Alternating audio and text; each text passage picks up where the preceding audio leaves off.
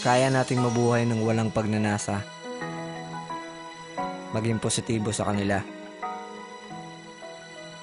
Magiging maayos kung puro kulay na umiikot sa paligid ng buhay.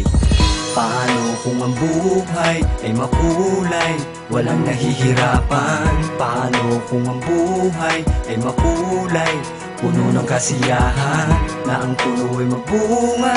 At sana maraming makinabang, na ang puno ay magbunga.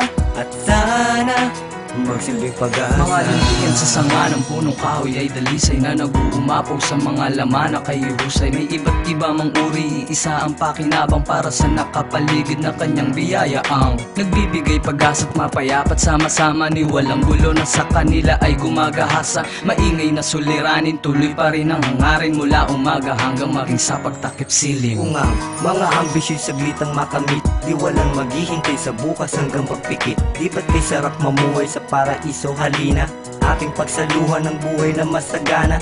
Tayo na at pagmasdan natin ng bahaghari. Bawat kulay may hatid na kasiyahan sa ating labi. Magtanim ng kabutihan at ito ay ibahagi. Wala na sa mundo ang siyang makapagsasabi. Magtanim ng kabutihan at ito ay ibahagi. Wala na sa mundo ang siyang makapagsasabi na paano kung ang buhay ay makulay, walang nahihirapan? Paano kung ang buhay ay makulay, puno ng kasiyahan, na ang puno ay magbunga? At sana maraming makinabang, na ang puno ay magbunga. At sana magsilbing pag-asa. Bulag naman sila, tuloy pa rin ang kanilang hangarin. Bakit di natin gawin? Kahit pa ang bingi ay natututunan ding tumawa, dahil alam nila ibig sabihin ng saya. Tipiman sila, tuloy pa rin ang kanilang hangarin.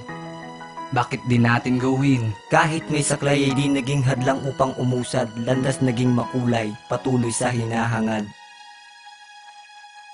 Hahayaan na lang ba natin na sila lang ang may pakinabang? Kung handa ka na sa pananaw ay iwanan mo ang ngayon, para sa kinabukasan di maiwanan ang pagkakataon. Makutsaman mayroong panghabi sa sugat ng kanilang labi. Pabaon man ang sinasabi, hindi ka kayang mahawi. Kahit parang buhawi na sila ay manlaig, matibay ka sa pananalig at sa kanya ka lumapit. Katulad ng pilay, pipibulag at bingi, katangian ay pambihira at katangi-tangi. Laging iisipin kahit may pasakit, ang buhay ay puno ng kulay. Ano pa man ang kapansan ay dapat di maging hadlang sa buhay. Kung sa bukas ay hatid na ang ligaya, na kahit tagal inaasam ang sandigan mo'y gawin mong mas matibay. Lagi siyang nagbabantay.